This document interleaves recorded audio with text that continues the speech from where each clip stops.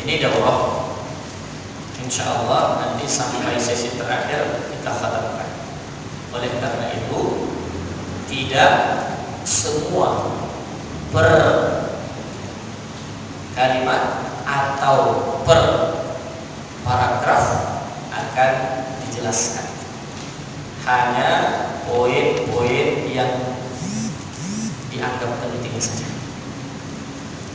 Oleh karena itu nanti insyaallah di akhir akan dijazahkan kitab ini dengan syaratnya yang muktabarah. Pada pengijazahan salah satunya faham. Jadi kalau ijazahnya sudah diberikan, kalau belum paham itu belum berlaku. Atau fahamnya berbeda. Kalau fahamnya berbeda, tidak berlaku.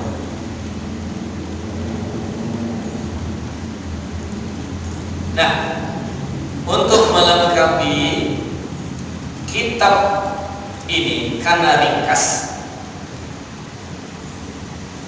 ditulis oleh Imam As-Sanusi, murid-muridnya minta disyarahkan. Maka disyarahkan oleh Imam As-Sanusi sendiri. Di antara syarahnya syarah Ummul Barahin oleh Imam As-Sanusi yang dihasyiahkan oleh Imam Ad-Dusuqi. Kalau orang Mesir lebih senang menyebut Dasuqi karena ada satu tempat yang Dasuk namanya.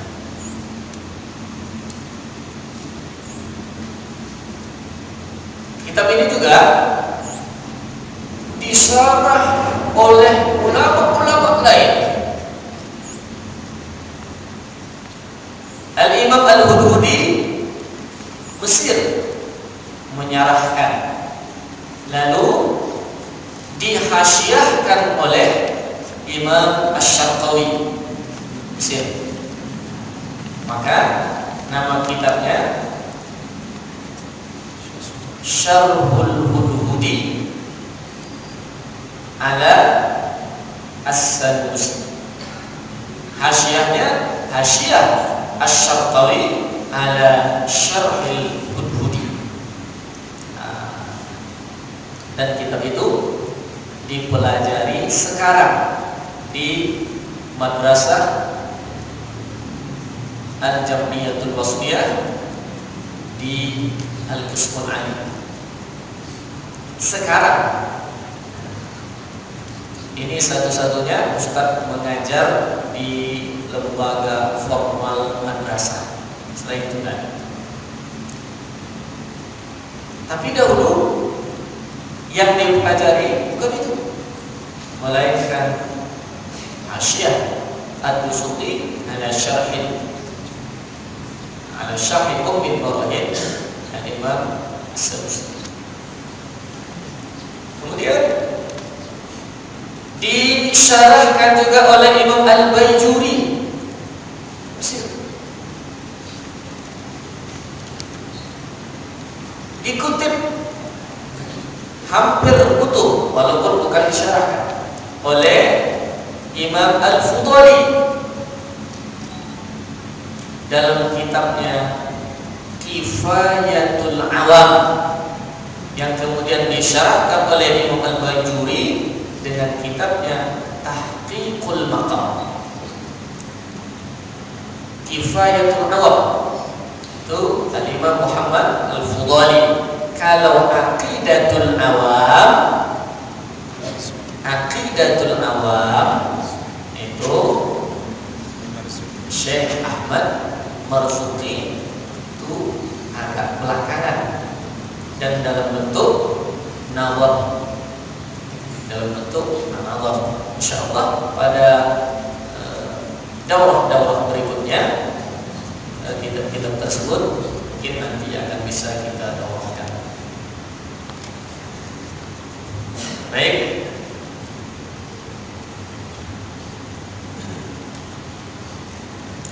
Sebelum kita mulai, kita berkenalan terlebih dahulu dengan kitab dan mengarah secara ringkas. Ini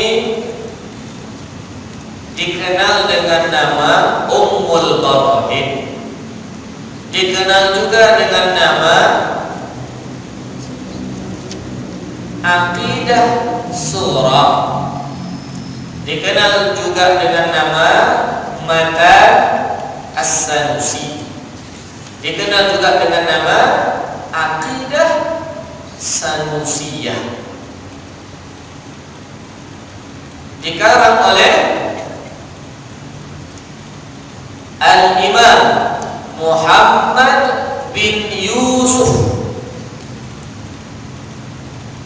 Karena namanya Muhammad bin Yusuf, di tengah-tengah ulama kalau nama Muhammad itu biasa diberi kunyah, panggilan Abu Abdullah, ya, Abu Abdullah, atau kalau ikutkan kepada namanya Abu Abdillah, namanya Muhammad bin Yusuf.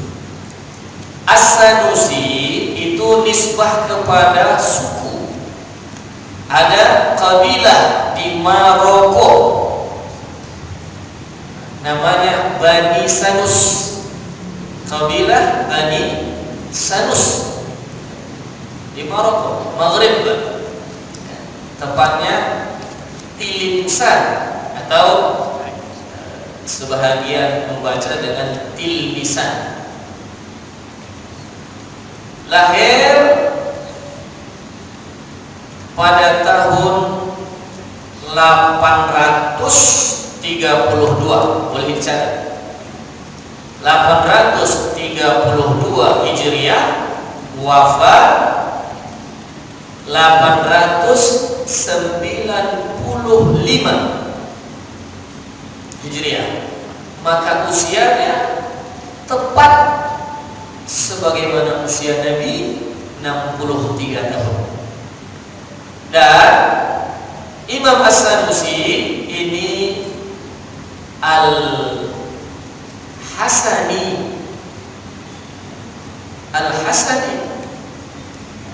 termasuk dzurriyyah Rasul dari jalur Imam Hasan bin Ali wa Fatimah binti Rasulillah Muhammad sallallahu alaihi wasallam.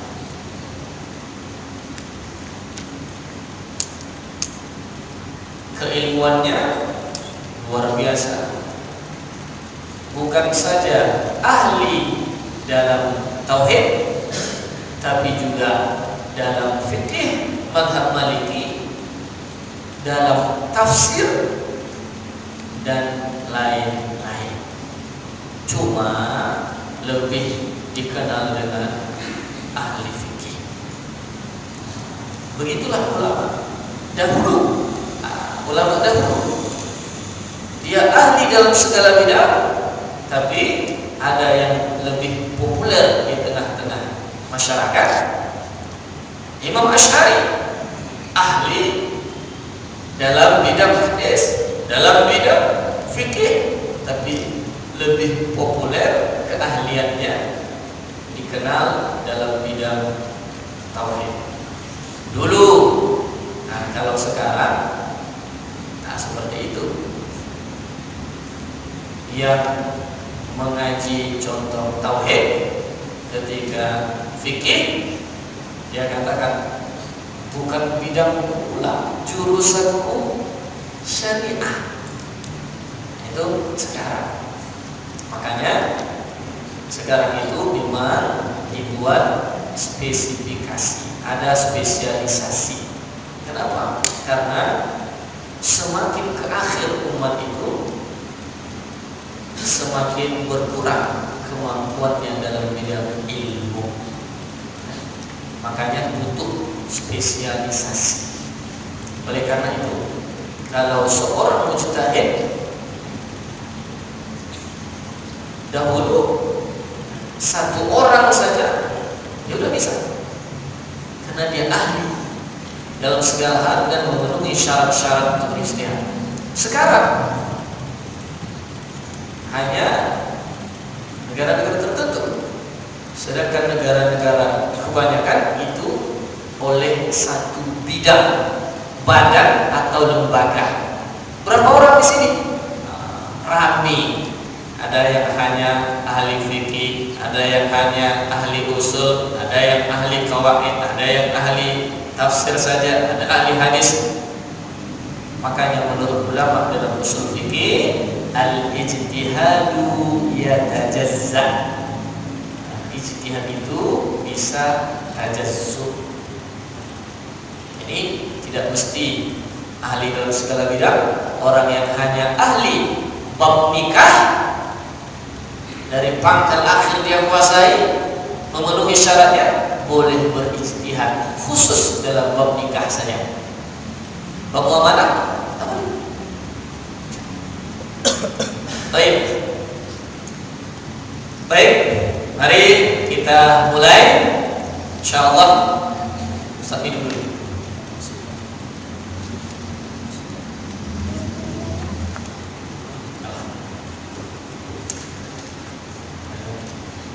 Naqra al-Fatihah. Mari kita baca surah al-Fatihah. Li Syekh dan Abbas As-Sudani wa Ustaz Muhammad Ustaz Hafiz Yazid wa jami'il masyayikh wa kafatil ulama wasail al-awliya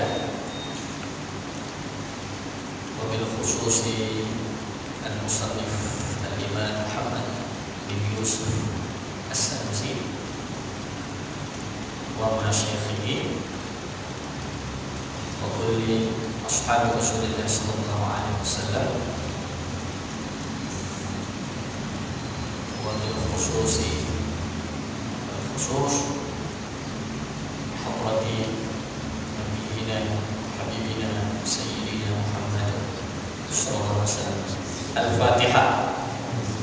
أعوذ بالله من الشيطان الرجيم. بسم الله الرحمن الرحيم. الحمد لله رب العالمين الرحمن الرحيم مالك يوم الدين إياك نعبد وإياك نستعين اهدنا الصراط المستقيم صراط الذين أنعمت عليهم غير المغضوب عليهم ولا الضالين آمين.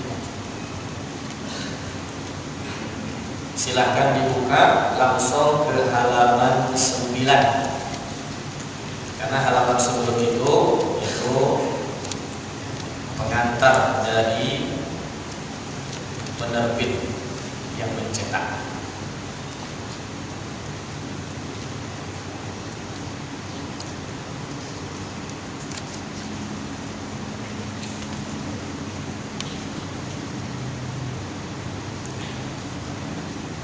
Dari Syekh Abdul Aziz Sulati wa sami'u qira'atan mushafah wa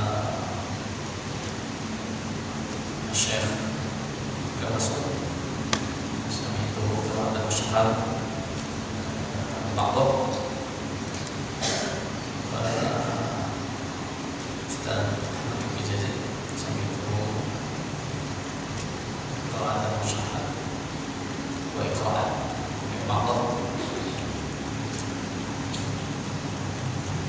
Alhamdulillahi rabbil alamin wassalatu wassalamu ala sayyidil mursalin sayyidina Muhammad wa ala alihi washabbihi ajma'in. Bismillahirrahmanirrahim. Matnul aqidatis sanusiyyati ummil barahin. Bismillahirrahmanirrahim.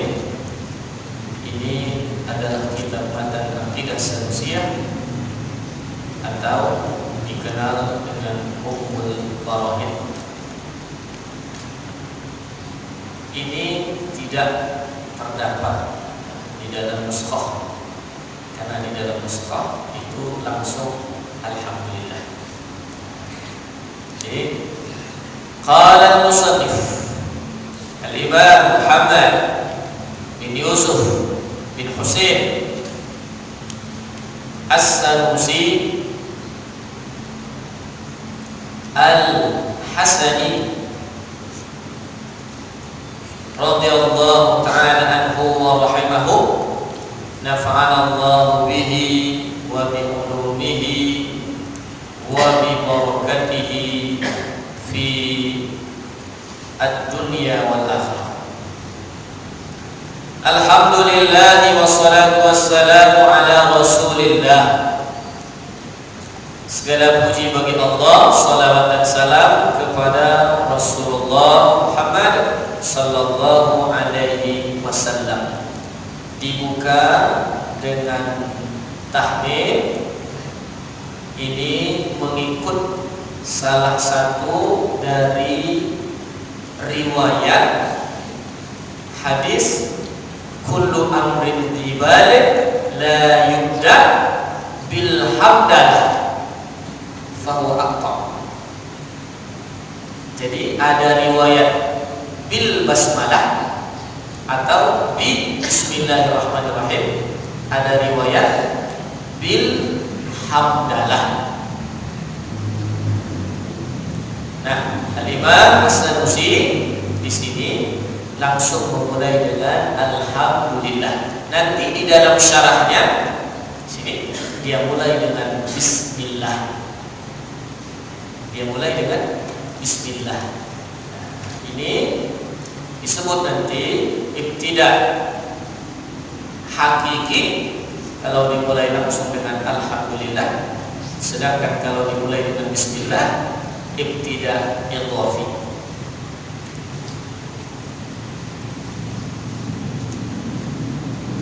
Alhamdu itu atsana bil lisan, sanjungan pujian dengan lisan.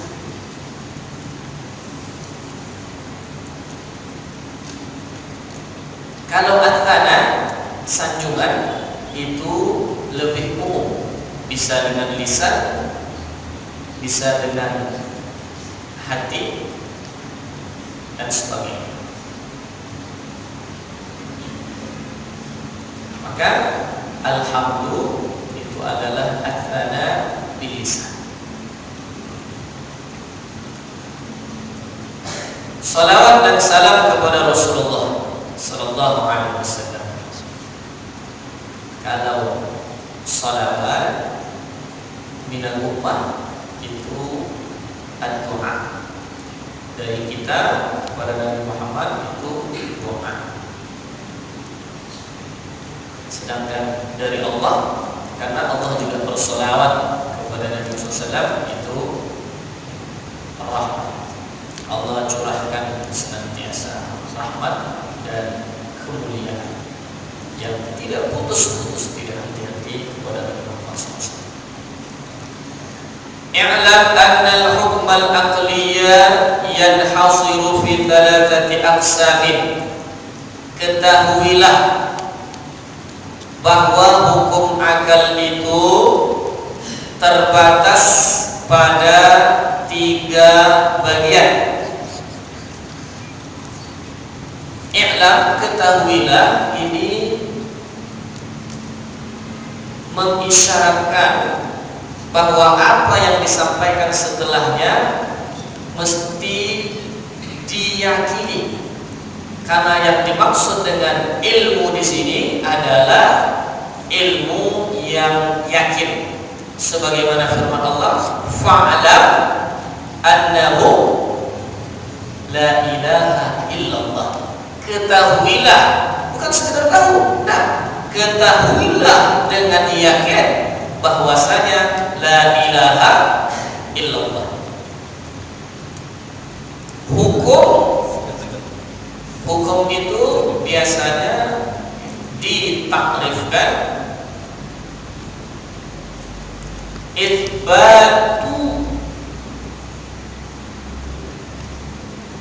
itsbatul amri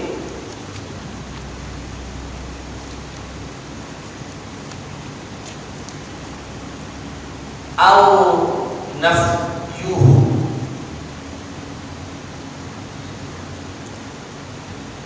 Lebih lengkap lihat di dalam, ada catatan kaki, itsbatu amrin li amrin au nafyuhu anhu.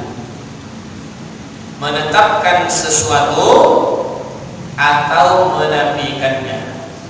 Ketika contoh kita tetapkan Allah itu ada, maka berarti kita hukumkan Allah itu ada. Kita tetapkan wajib bagi salat, berarti kita hukumkan salat itu wajib. Kita tetapkan air jernih, berarti kita hukumkan jernih bagi air. Ataupun kita nafikan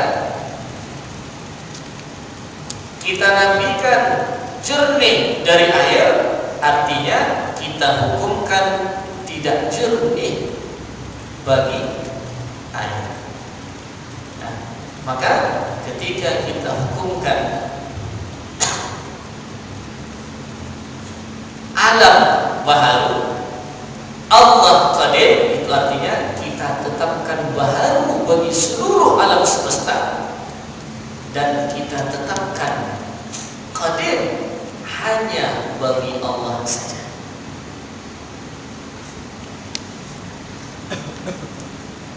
Hukum itu dibagi tiga, ada hukum syara', ada hukum adat, ada hukum akal. Hukum syara' ini ranah fikih, usul fikih. Maka ada nanti hukum taklifi, ada hukum wad'i. Taklifi itulah dia yang 5. Wajib, sunnah, haram, makruh, mubah. Sedangkan wad'i sebab, syarat, mani', sah, batal, azimah, rukhsah. Bahkan ada sebagian menambah ada qadha. Itu hukum. Sedangkan hukum adat,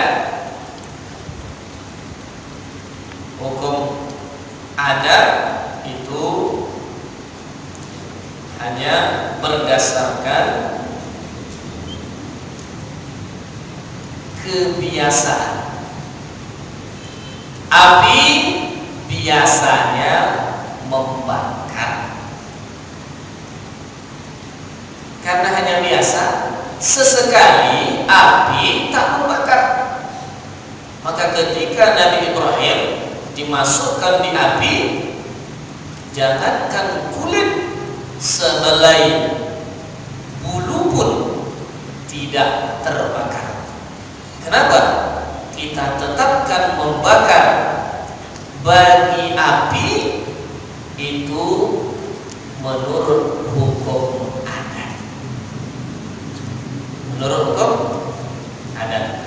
Maka menurut hukum adat cuma ada mungkin terjadi, mungkin tidak terjadi. Jadi adat harus dibedakan dengan hukum akal. Karena hukum akal itulah yang terbagi kepada 3. Mana yang 3? Al-wujub wal istihalah wal jawaz. Wajib, mustahil, jaiz. Jadi nama hukumnya wujub. Istihalah jawaz, yang dihukumkan dengan wajib, dengan ijab, itu yang disebut dengan wajib. Yang dihukumkan dengan istihalah itu disebut mustahil. Yang dihukumkan dengan jawaz itu yang disebut jaiz. Al-wujubu wal istihalatu wal jawazu. Nah, itu jadi khabar yang bisa mubtada dibuangkan sebelumnya. Maka boleh juga al-wujubi wal istihalati wal jawazi sebagai badan. Fal wajibu ma la yatasawwaru, boleh juga dibaca yutasawwar. Jadi bisa bina maf'ul, yutasawwaru bisa bina fa'il. Jadi bisa majhul, bisa ma'lum. Ma la yatasawwaru, ma la yutasawwaru fil aqli adamuhu, maka wajib itu sesuatu yang kalau la yatasawwaru tidak tergambar, maksudnya tidak bisa, tidak mungkin. Kalau la yutasawwaru tidak tergambar, maksudnya tidak diketahui.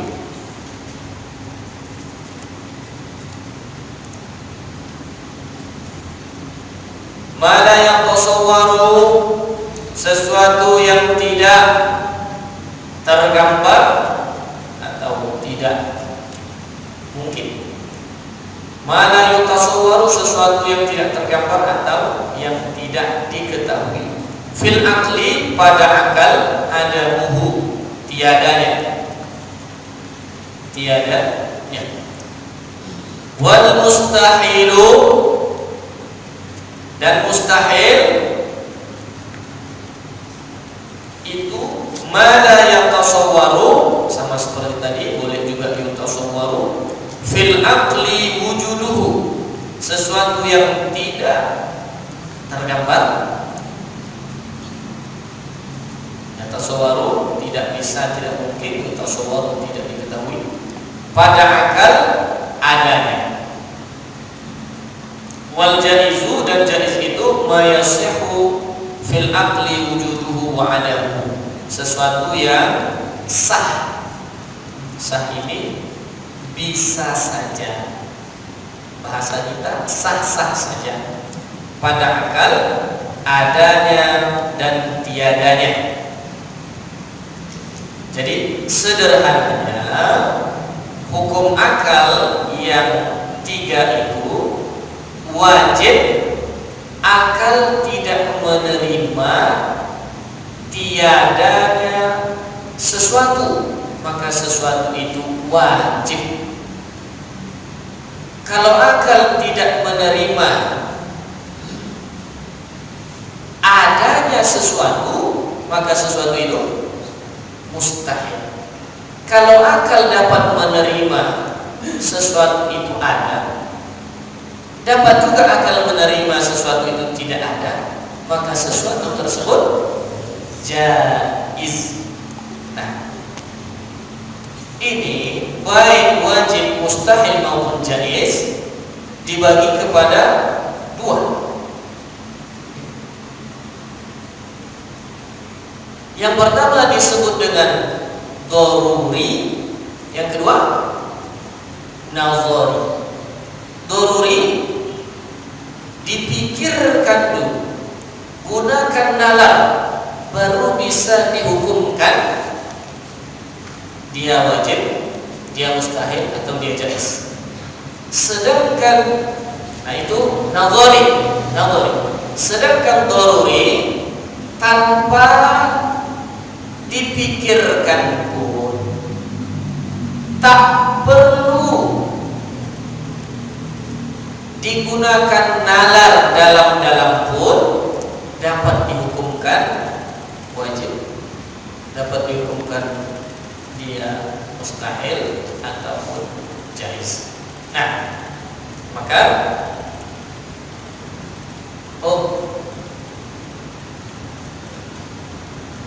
salah hapus. Dan tulisan aja, tulisan. Tapi tidak apa-apa, mungkin antum sudah menulis ini tadi isi dari kitab Ummul Barohin sampai selesai. Sampai selesai.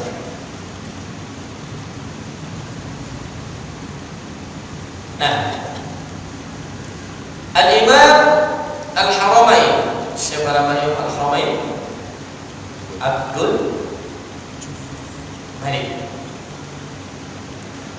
Ini guru dari Imam Al-Ghazali, wafat 478, kalau Imam Ghazali 505 Hijriah.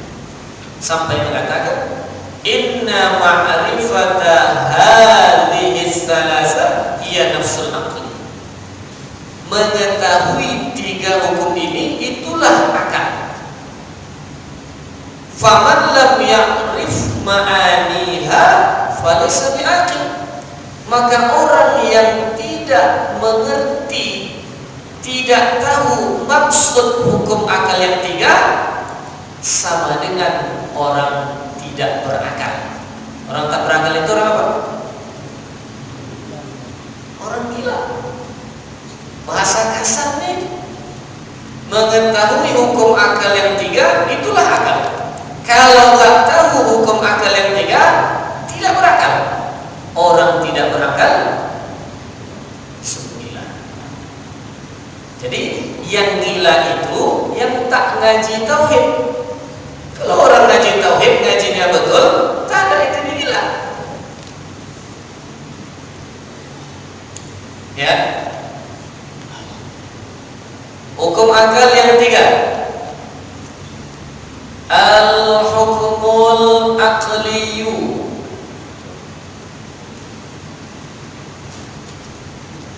Wajib, mustahil, jaiz.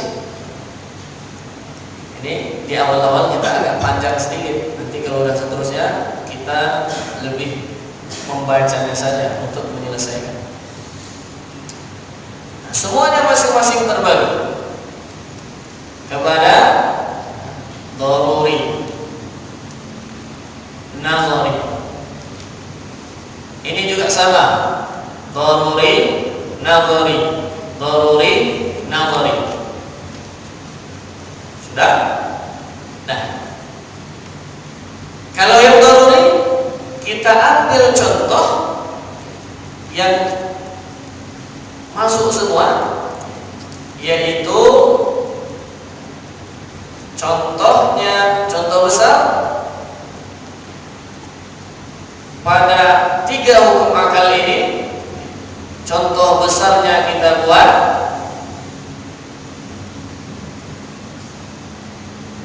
al-harakah was-sukun, gerak dan diam, tidak bergerak pada sesuatu.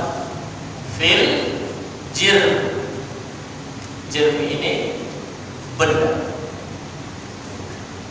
Kalau yang wajib daruri, menurut akal, satu benda mesti dia bersifat dengan salah satu. Mesti dia bersifat dengan salah satu. Apa itu?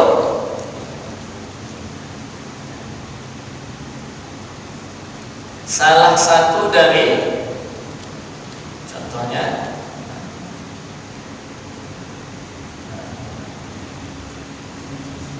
salah satu dari harakah atau sukun pada jari.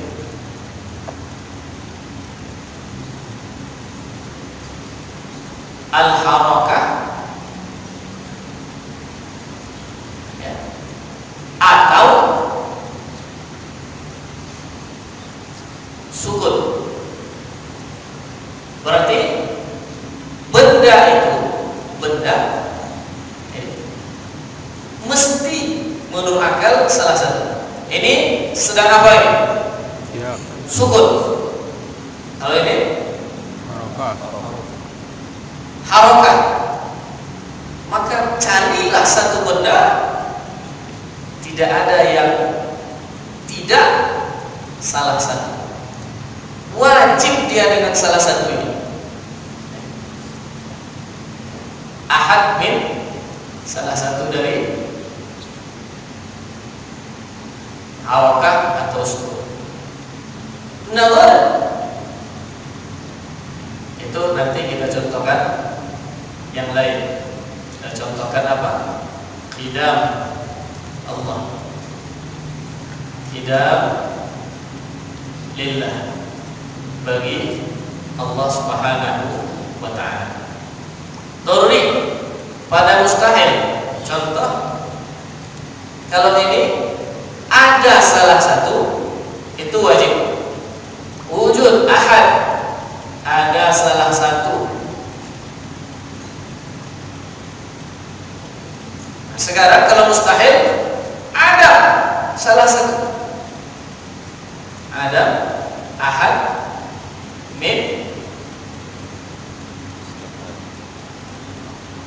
al-harakah awis sukun. Cari satu benda yang tidak bergerak, tidak diam pada saat bersamaan. Ada? Mustahil. Dan untuk itu tak perlu ngaji, apalagi kuliah sampai S2.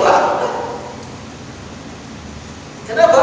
Nah, karena antara gerak dan diam itu bertentangan. Tidak mungkin sesuatu yang bertentangan berhimpun pada waktu yang bersamaan. Maka keliru yang mengatakan alam baharu tanpa awal. Tidak mungkin. Mustahil. Antara baharu dengan tanpa awal itu bertentangan. Nah, kalau yang nazari tentu contohnya akidah. Sini kita contohkan lawannya, wudhu. Mustahil bagi Allah. Jaiz. Yang jaiz salah satu. Apa contohnya? Wujud harakah.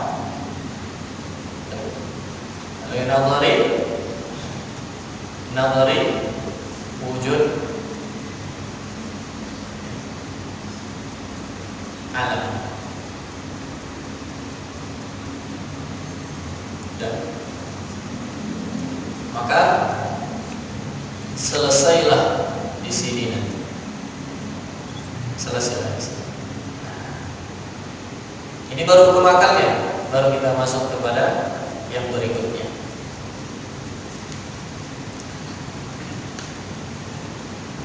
Tadi kan udah dihapus ya. Poin berikutnya berkaitan dengan ma'rifah. Wa yajibu ala kulli mukallafin syar'an, dan wajib atas setiap mukallaf menurut syarak. Nah, berarti kalimat wajibu di pangkal ini itu hukum syarak. Wajib dalam arti dituntut secara mutlak, dilakukan berpahala, ditinggalkan berdosa. Dan wajib atas setiap mukallaf menurut syarak an ya'rifa ma yajibu fi haqqi maulana jalla wa azza, untuk ma'rifah apa yang wajib pada zat Allah Maulana Jalla wa Azza, dan apa yang mustahil serta apa yang jaiz. Dahulu diartikan yang harus. Jadi ada wajib, mustahil, harus. Wajib, mustahil, jaiz.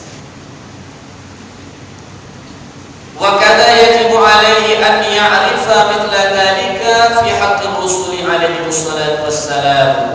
Dan begitu juga wajib atasnya, atas setiap mukallaf tadi, untuk ma'rifah seperti itu. Maksudnya apa yang wajib, apa yang mustahil, dan apa yang jaiz fi haqqir rusuli, pada diri para rasul alaihi wassalatu wassalam. Jadi kalau begitu, yang berikutnya dari sini sudah terhapus ya. Ma'rifah. Apa yang dimaksud dengan ma'rifah? Ma'rifah, ma'rifatullah, selalu kita dengar. Mengenal Allah. Mengenal dalam arti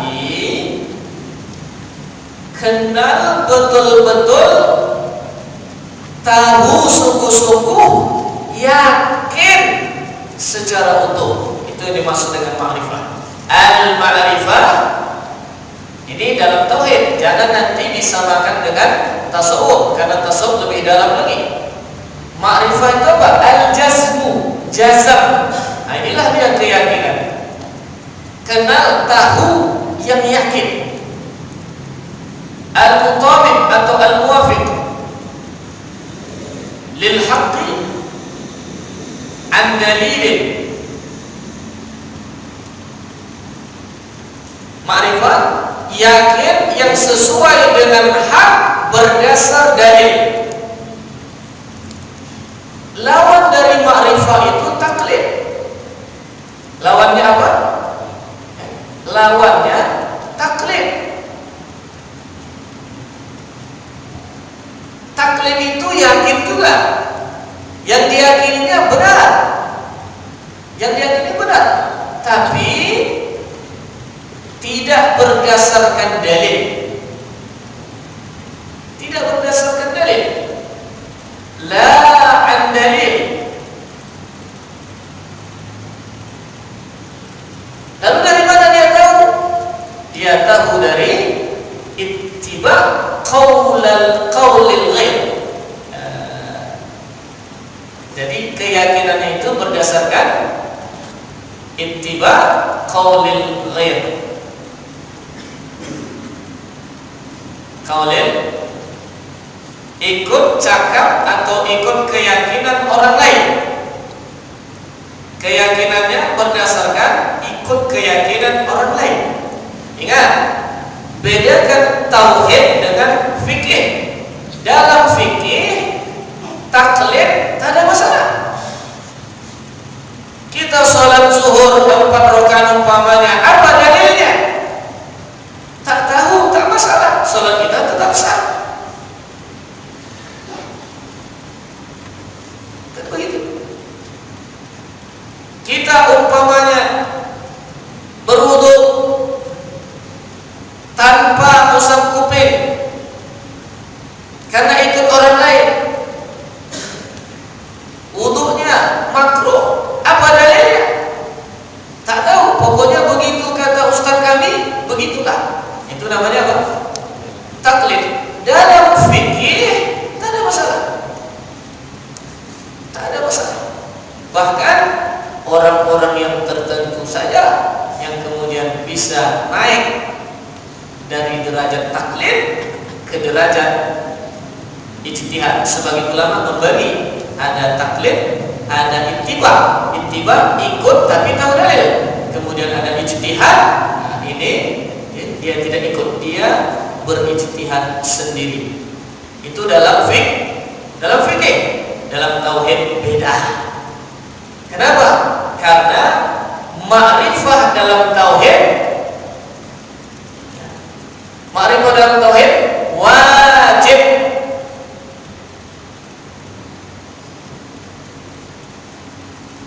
Maka kalau taklid dalam tauhid, walaupun banyak pendapat ulama, bahkan sampai ada yang mengatakan kalau taklid tidak beriman, tapi pendapat itu dianggap lemah. Jadi kalau begitu, oleh karena ini wajib, taklid haram.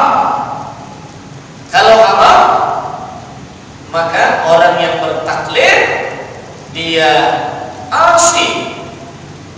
Orang yang bertaklid mukmin asi, mukmin yang maksiat apabila, ada juga catatannya, apabila lahu ahliyatun nazar.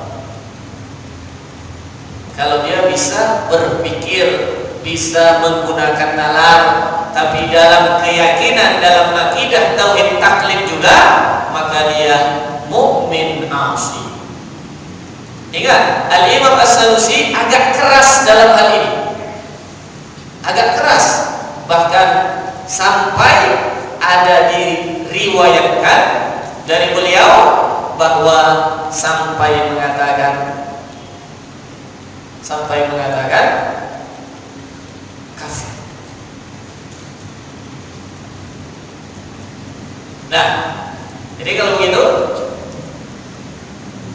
mukmin asi. Tapi kalau yang dia tidak punya ahliyah nazar, laisa lahu ahliyah, laisa lahu hadhil ahliyah,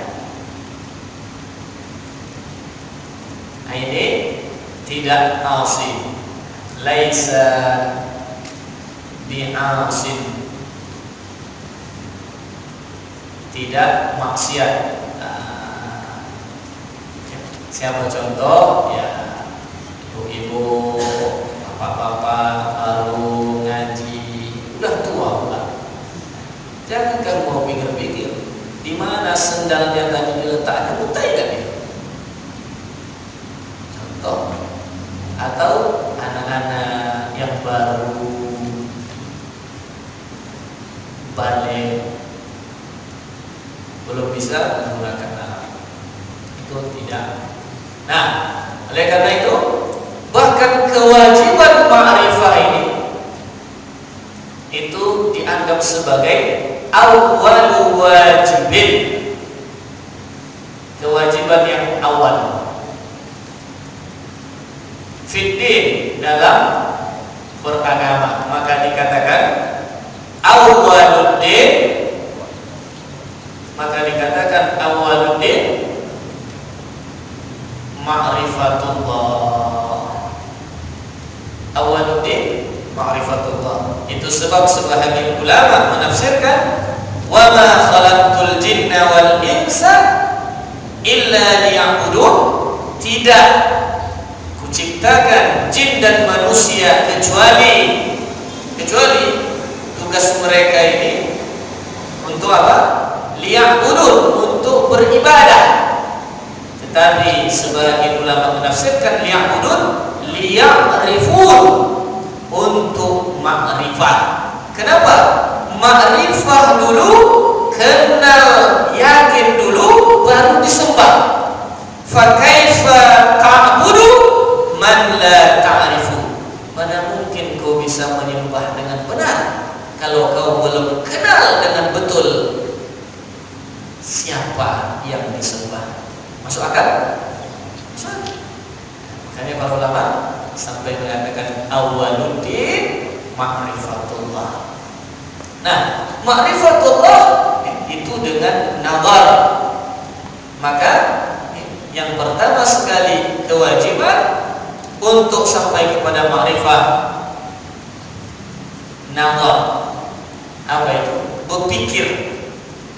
Makanya la dina, hadis, ini hadis, la dina liman la aqla la dina liman la aqla lahu. Nah, hanya saja ma'rifah itu bukan saja ma'rifatullah, tapi juga selanjutnya ma'rifah Rasul, ma'rifatullah dan ma'rifat ar-Rasul. Itulah yang disebutkan oleh Imam As-Sanusi di sini. Wa kadza, begitu juga wajib ma'rifah fi haqqir Rasul, pada Rasul-Rasul. Nah, baik. Lalu apa yang dimakrifahi, dikenali, ketahui dengan yakin pada Allah dan pada Rasul? Kembali ke yang tadi, apa yang wajib, apa yang jaiz, apa yang mustahil. Inilah yang mesti makrifat. Kalau begitu, makrifat terhadap Allah, maka dia harus tahu, yakin apa saja yang wajib, apa saja yang mustahil, apa saja yang jaiz bagi Allah Subhanahu wa ta'ala. Begitu juga pada Rasul, apa yang wajib, apa yang mustahil, apa yang jaiz bagi Rasul-Rasul alaihi wassalatu wassalam. Sampai di sini paham?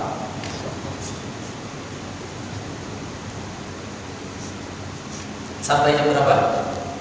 Sesi pertama. Setengah jam lagi. Ya, kita kondisionalkan saja. Ya, ya, oh. Nah, kita lanjut. فَمِمَّا يَجِبُ لِمَوْلَانَا جَلَّ وَعَزَّ 20 صِفَةً. Maka di antara apa yang wajib bagi Maulana, Tuhan kita Allah Jalla wa Azza, adalah 20 sifat. Ini ingat, min di sini litab'id, menunjukkan sebahagian. Artinya yang wajib bukan Allah, yang wajib bagi Allah bukan hanya terbatas pada yang 20 ini. Berbeda dengan hukum akal tadi. Hukum akal memang terbatas hanya pada 3 itu. Hanya pada 3 itu. Nah, jadi kalau begitu, ini sebahagian di antara yang wajib. Ingat tadi, wajib akal tadi apa? Yang mesti ada. Akal tidak menerima kalau tak ada yang 20 ini pada Allah Subhanahu wa ta'ala. Nah, jadi kalau ini sebahagian, yang lainnya mana? Segala yang sempurna, yang layak bagi Allah, dan itu banyak, tidak terhingga, itu wajib bagi Allah. Cuma dari yang banyak itu tidak semua bisa dicarikan dalilnya yang nakli, dan tidak juga bisa dipikirkan dalilnya dengan akli. Jadi yang 20 ini yang ditemukan dalil naklinya, yang diketahui dalil aklinya. Selanjutnya, dengan 20 ini saja sudah bisa ma'rifah kepada Allah Subhanahu wa ta'ala. Sudah bisa ma'rifah. Bagi siapa? Bagi orang-orang generasi Imam As-Sanusi dan seterusnya. Maka sebelum generasi Imam As-Sanusi, dengan 13 sifat saja sudah bisa ma'rifah. Dengan 7 sifat saja sudah bisa ma'rifah. Dengan 5 sifat saja sudah bisa ma'rifah. Dengan 3 sifat saja sudah bisa ma'rifah. Tak goyah lagi, tidak ragu-ragu. Bahkan dengan 1 sifat Allah saja. Dalam hal ini dengan 1 sifat Allah saja, wahdaniyah atau mukhalafah, khalafatu ta'ala al-hawadis, sudah bisa ma'rifah. Maka jangan heran sebelum generasi Imam As-Sanusi, bahkan Al-Imam Al-Asy'ari tidak mendetailkan sebutan 20 sifat ini. Begitu juga generasi setelah Imam Asy'ari, bahkan Imam Juwaini Al-Haramain tadi atau murid Imam Al-Ghazali tidak detail dengan kalau kita rasa-rasanya sekarang 20 ini pun belum juga ma'rifah. Maka kalau nanti para ulama mengkaji tengoknya umat ini makin bodoh, tidak juga kenal sama Allah, bisa saja ditambah lagi di antara sifat yang wajib bagi Allah yang mesti diketahui oleh seorang mukallaf supaya dia bisa ma'rifah. Contohnya 21, 23 atau 25. Bisa saja. Dan di antara sifat ini pun masih ada ulama yang berselisih dengan menambahkan. Salah satunya contoh nanti sifat al-idrak. Al-idrak pada sifat-sifat ma'ani. Baik. Selanjutnya,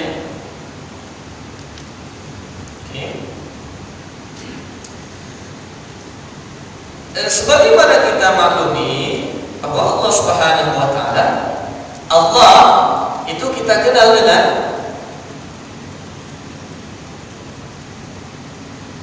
di bawah, di atas kita buat. Karena ini Allah, ada Allah.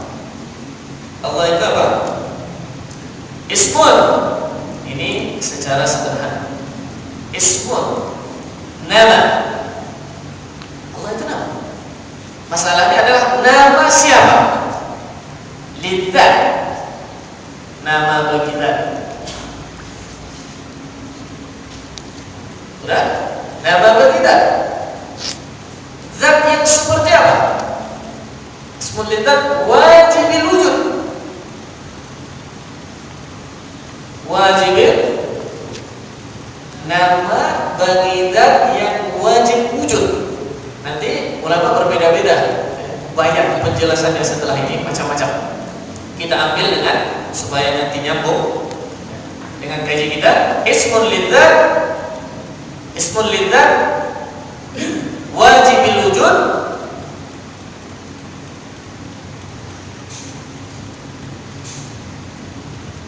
yattasifu bil kamal. Ismun lidzat wajibil wujud yattasifu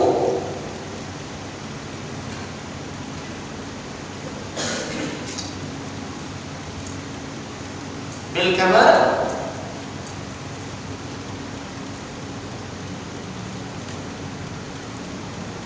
yaf'alu ma yasha.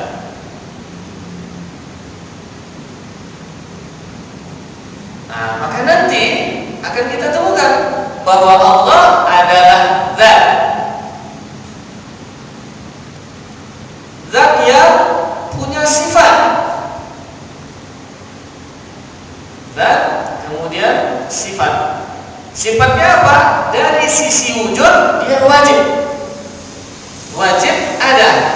Karena yang ada itu ada yang wajib, itulah Allah. Ada yang mustahil, sekutu bagi Allah. Ada yang jaiz, itu contoh kita. Jadi adanya kita jaiz wujud.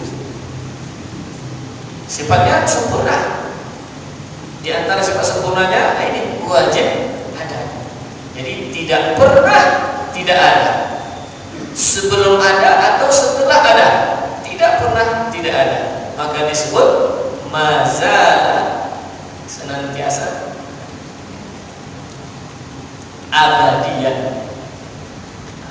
Yaf'alu ma yasha, berbuat sekehendaknya. Jadi Allah zat, ada sifatnya, kemudian ada berbuatnya. Dan jangan juga dilupakan, Allah itu adalah nama. Makanya ada yang Allah nyatakan al-asmaul husna. Tapi nama ini menunjukkan kepada apa? Nama ada yang menunjukkan kepada sifat, kepada zat. Contohnya Allah. Nama ada yang menunjukkan kepada sifat, ada yang menunjukkan kepada sifat. Contohnya apa? Kita ambil Ar-Rahman, lebih menonjol yang ditunjuki istilahnya adalah sifat. Nanti ada nama yang dia lebih menunjukkan kepada perbuatan. Contohnya Ar-Razzaq. Maka nanti ini disebut dengan sifat af'al, sifat af'al, sifat perbuatan. Apa sifat perbuatannya? Karena namanya Ar-Razzaq, sifat perbuatannya adalah memberikan rezeki. Kemudian nanti ini sifat zat. Nah, ini nanti sifat zat. Contoh sifat zat. Yang paling mudah contohnya adalah Al-Hayyu, kemudian Al-Muhyi. Al-Hayyu sifatnya hayat, ini sifat dan Al-Muhyi perbuatannya ihya, ini sifat apa?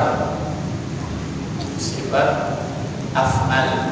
Maka Al-Hayyu nama Allah menunjukkan kepada zatnya dengan sifat hayat. Al-Muhyi nama Allah menunjukkan kepada af'alnya, namanya sifat ihya. Nanti di dalam semua al-asmaul husna, ingat al-asmaul husna bukan terbatas pada 99 itu diantaranya saja yang kalau man ahsaha, dihafal atau diamalkan sesuai dengan tuntutannya, dakhalal jannah. Bahkan banyak sifat-sifat yang tercantum di situ, Al-Hanan, Al-Mannan, Ad-Dayyan.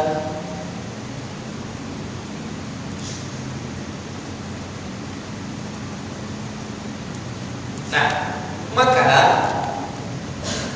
yang wajib bagi Allah Subhanahu wa taala yang dapat diketahui oleh akal berdasarkan dalil akal, dan juga yang dapat diketahui oleh akal berdasarkan dalil nakal, itu sifat. Sedangkan zat tidak bisa ditangkap akal. Maka jangan pikirkan, jangan hayal-hayalkan, kalau aku begini, ada kulit, ada daging, ada tulang, zat Allah itu macam mana kan? Nah, inilah yang jadi gila nanti. Yang jadi gila. Maka diungkapkan apa? Tafakkaru fi khalqillah wa la tatafakkaru fi dzatillah. Kalau mau berpikir, pikirkan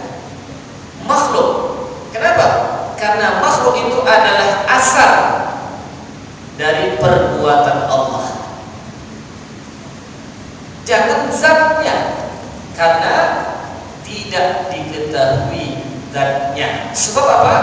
Kalau yang kita tahu itu berarti ada yang serupa dengannya. Sementara Allah Subhanahu wa taala laisa kamitslihi syai'un.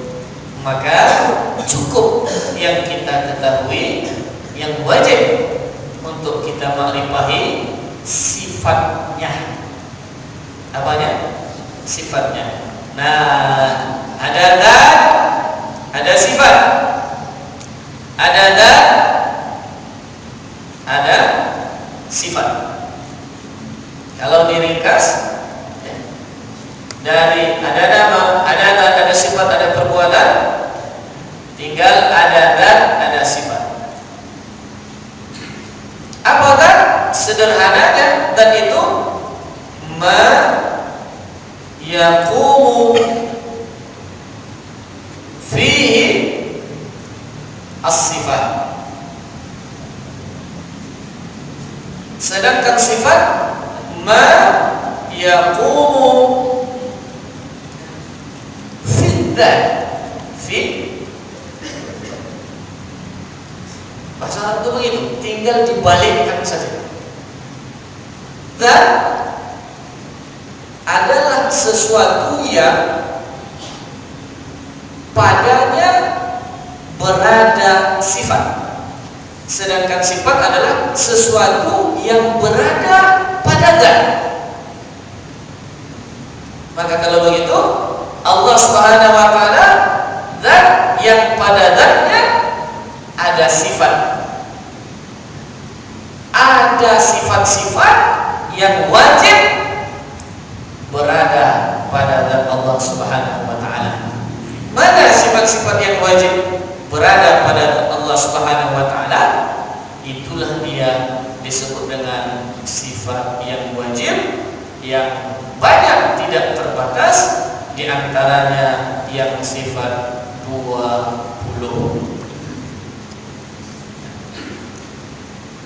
Sudah?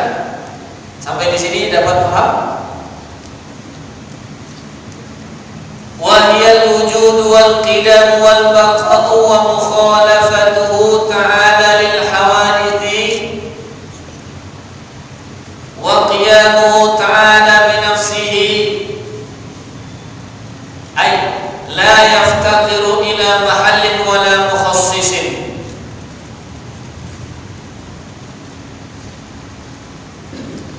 Yaitu wujud ada, qidam sedia, tidak berawal, baqa kekal, tidak berakhir, mukhalafatu ta'ala lil hawadits, berbeda Allah Ta'ala dengan segala bahan, qiyamuhu ta'ala bi nafsihi, mandirinya Allah Ta'ala dengan sendirinya,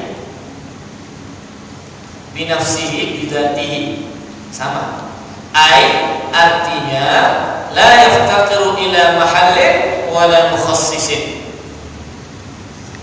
Allah tidak butuh, la yaftaqiru, tidak butuh kepada mahal di sini zat selain dari zatnya, wala mukhassisin, dan tidak butuh kepada mukhassis, yaitu yang menjadikan. Nah, kenapa Allah tidak butuh kepada zat selain dari zatnya?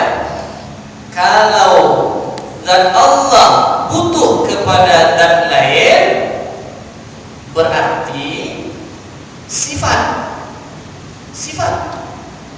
Karena yang butuh kepada zat siapa? Sifat. Keras. Adakah keras kalau tidak ada zat yang disifati dengan keras? Nih, keras. Mana keras itu? Sifat yang ada pada zat spidol ini. Sifat yang ada pada zat spidol. Jadi Allah Subhanahu wa taala tidak butuh kepada zat lain selain dari zatnya, karena kalau dia masih butuh kepada zat, maka berarti dia sifat. Oh, kalau begitu dia butuh kepada sifat? Tidak juga. Kalau dia butuh kepada sifat, kalau dia butuh mahal ya, kemudian mukhasis, tidak juga butuh kepada mukhasis. Tidak. Kalau dia butuh kepada yang menjadikan, maka berarti dia itu tidak sedia. Nah, kalau begitu Allah tidak butuh kepada zat mahal,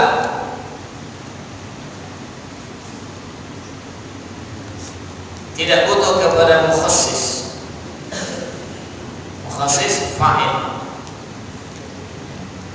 Kenapa tidak butuh kepada zat lain? Ini maksudnya zat lain selain dari zatnya, zat akhar. Karena kalau dia butuh kepada zat akhar, berarti Allah itu sifat. Padahal Allah adalah zat yang bersifat. Nah, kemudian Allah selanjutnya tidak butuh kepada mukhasis fa'il. Kalau dia butuh kepada fa'il, berarti dia ada awalnya, karena ada yang menjadikan atau membuatnya, dan itu semua mustahil. Nah, jadi Allah bukan zat, Allah juga bukan sifat. Karena kalau dia sifat, dia tidak bersifat dengan sifat-sifat lagi. Sifat itu tak bisa bersifat. Keras, bisakah keras itu bersifat? Nah, yang bisa bersifat itu adalah zat. Pulpen keras, air jernih. Bagaimana? Udah mulai pening-pening sedikit? Udah terasa? Kan seperti itu. Makanya harus membedakan pertama, adzat ghairus sifat. Zat tidak sama dengan sifat. Adzat biasanya kalau dalam istilah tauhid itu selalu disebut as-sifatu zaidan. As-sifatu, sifat itu adalah az-zaid ala dzat, bukan dzat. Itulah sifat. Jadi kalau begitu Allah itu zat yang bersifat. Nah, disinilah nanti kita lompat agak jauh ini. Apa itu? Disinilah ketergelinciran Mu'tazilah dengan konsep tauhidnya. Ada konsep tauhid Mu'tazilah.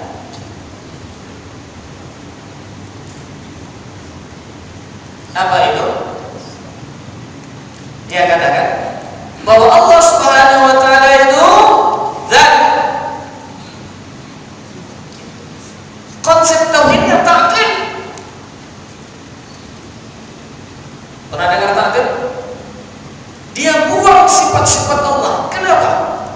Kalau ada zat Allah yang qadim, lalu ada pula sifatnya yang qadim, berarti tidak esa. Kenapa tidak esa?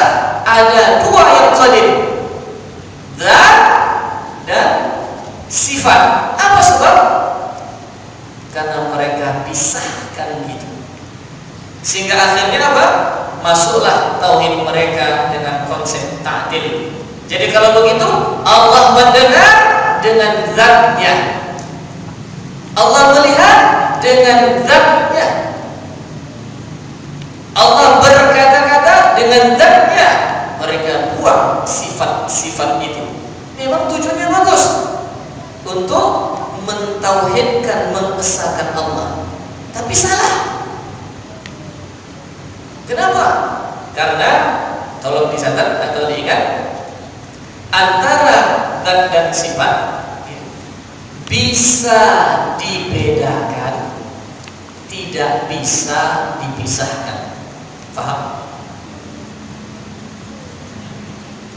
Bisa dibedakan, tidak bisa dipisahkan. Jadi hanya bisa dibedakan, tidak bisa dipisahkan. Mana spidol? Ini kan? Ini kan spidol ini keras ini. Atau kita contohkan air.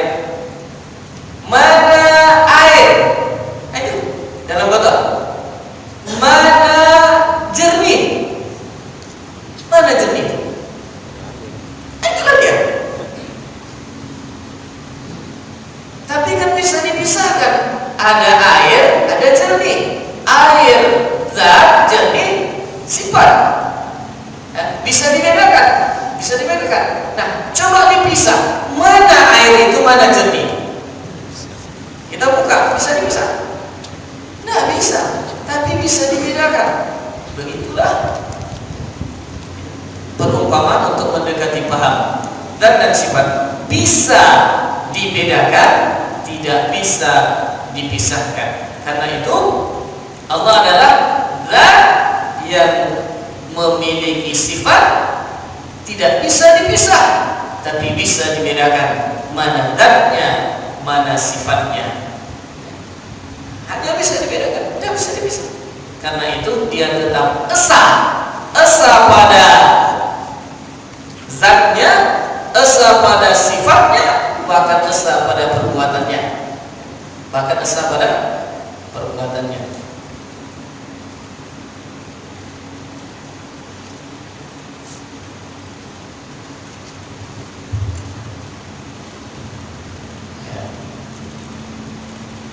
Berarti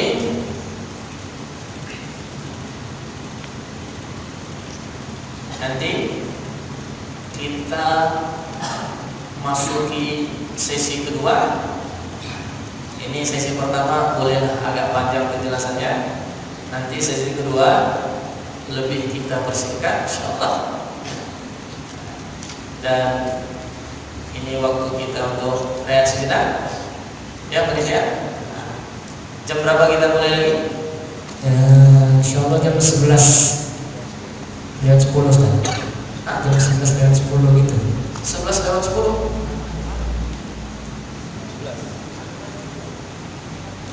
Jam 11 bisa kan?